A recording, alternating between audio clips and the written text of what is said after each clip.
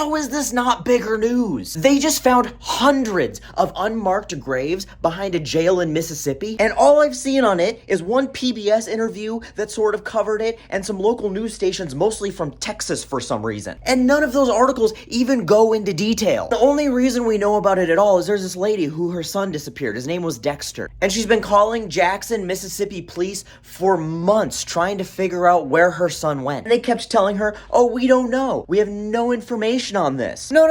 Turns out they did have information because an off-duty cop ran him the fuck over. And what did they do in this situation? Did they test the off-duty cop to see if he was under the influence of drugs or alcohol? Yeah, right. Did they cite the officer for reckless driving, careless driving, manslaughter, anything? Fucking absolutely not. No, what they did was they went and they dug a hole behind the jail and chucked his body in there in a plastic bag and told his mom, we've got no idea what happened to him. Now, why would they do that? I'm sure it has absolutely nothing to do with the fact that Dexter's mom had already filed a wrongful death case against the Jackson, Mississippi Police Department for killing her brother 3 years earlier. And I'm sure it has absolutely nothing to do with trying to cover for and protect the likely drunk, reckless, off-duty cop who murdered her son. No, they said they did it because they couldn't identify him until it was discovered that he had a driver's license in his pocket. So when that was brought up, the detective who was on his case said, oh, well, I tried calling the family one time and they didn't answer and never called me back. Which is a fucking lie. They definitely never called, and she definitely would have called back because she had been calling back for months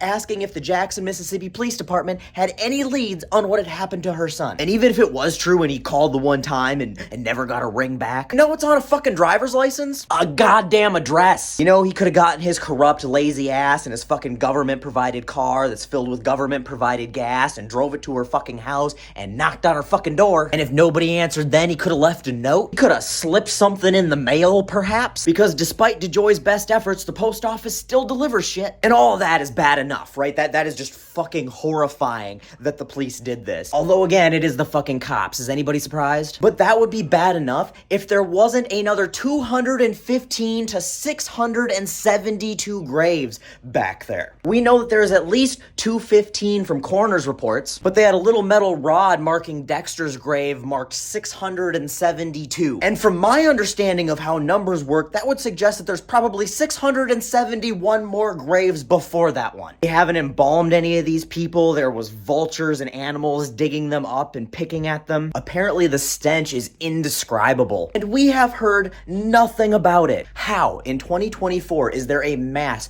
unmarked grave behind a jail in the United States of America put there by the fucking county? Not only that, they made Dexter's mom pay money to get her son's remains back from their unmarked grave that she never authorized them bury him in. And that's their fucking protocol for any family who wants their loved one's remains back. How the fuck is there not nationwide uproar over this? How is the Jackson County Courthouse, how is the state capitol not overrun with protesters? This story first broke in November. How is there not a federal investigation? How do we not know the names of any of the other victims and the circumstances of their death? I just can't fucking wrap my head around it. Even the reporting I've read on it is like, yeah, it's sort of fucked up, What are you gonna do? If you type in Dexter Wade's name, you can read stories about him, but they sort of just gloss over the whole mass grave thing. Like that's like a subset of the story that's not really worth a whole lot of extra paragraphs. The Dexter Wade thing is awful and he deserves justice, but there's hundreds